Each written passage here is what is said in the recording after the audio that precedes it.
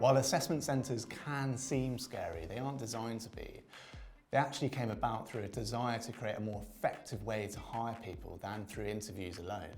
By bringing candidates together to fulfill the series of exercises, tests and interviews, employers are able to assess your skills in action and in different ways. Meanwhile, this gives you more than one chance to show that you're right for the job. You'll be given an opportunity to demonstrate your personality and showcase a wider range of skills than you'd be able to in one single interview. The format and length of an assessment centre depends on the employer. Traditionally, it would be held at the employer's offices and would last an entire day. But sometimes it can be half a day or even just 2 to 3 hours. Many employers have even moved away from in-person assessment centres and now run them online. These are much more likely to take just a few hours. Employers will design their assessment centres around the skills, behaviours and aptitudes they're looking for, such as problem solving or commercial awareness. The group setting also makes it much easier for them to assess how you collaborate with others, how you influence and persuade, and how others respond to you.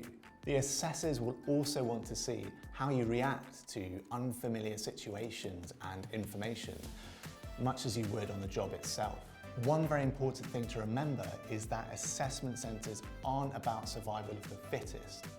It isn't a competition, and you aren't being assessed against the other candidates. Instead, you're being assessed against the employer's criteria. And especially for internships and graduate schemes, there are usually several positions up for grabs. If you're in a strong group, it's entirely possible that all of you could receive a job offer. It's about collaborating and not competing, so you should work together to achieve the goals and tasks you've been set. So what tasks can you expect then? Well, the exact content of the day will differ depending on the skills the recruiter is looking for. Still, assessment centres typically involve similar exercises and elements, so you can expect some or all of the following. An information session. At the start of an assessment centre, you may be given a presentation about the business or have informal discussions with your assessors. A group icebreaker exercise. You may be asked to introduce yourself or discuss a topic relevant to the employer. A group exercise. This is usually a case study where you'll be given some information about a work-related scenario and asked to examine the evidence and come up with your own findings and suggestions. Alternatively, it could be a group problem-solving exercise. A presentation. These are often given as part of a case study exercise when you'll be asked to present your conclusions as part of a group. However, you might instead be asked to prepare an individual presentation on a set topic in advance and give it on the day.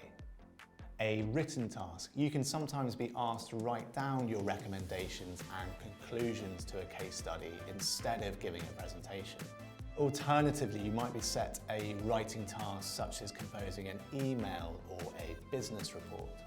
An interview. You could have one or more of these, and you could have a one-to-one interview or a panel interview. Your interviewers could be from the HR department or be senior employees from the business you're applying to. Social breaks. In between exercises, refreshments and lunch should be provided if you're at the employer's offices. The employers might also schedule planned social breaks to meet some of their current employees. While these breaks might seem like downtime, bear in mind you may still be observed and the employees in attendance may be asked for their feedback.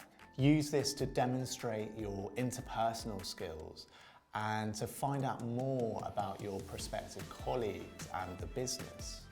An in-tray or e-tray exercise. This tends to mimic a typical workday task with multiple demands and priorities for you to juggle. It tests your ability to absorb information, prioritize, make decisions, and communicate. Most employers now ask you to complete aptitude and psychometric tests online at an earlier stage in the recruitment process, but sometimes you might be asked to repeat them at the assessment centre to confirm your results. It's a cliche, but the secret to success at an assessment centre is to be yourself rather than try to be someone you're not. However, it is important to be your most enthusiastic self, even if you're nervous. Be responsive to others and be aware of your potential pitfalls. If you tend to be quiet, make sure to speak up and to articulate your thoughts. If you tend to dominate discussions, make sure to let others have their say and be careful not to interrupt. Remember that employers have invited you to an assessment centre because they liked you during the initial stages of the application process. All you need to do is build on that initial good favour and showcase your particular skills and personality. For now, move on to the next part of the course where you can get to grips with an example group exercise.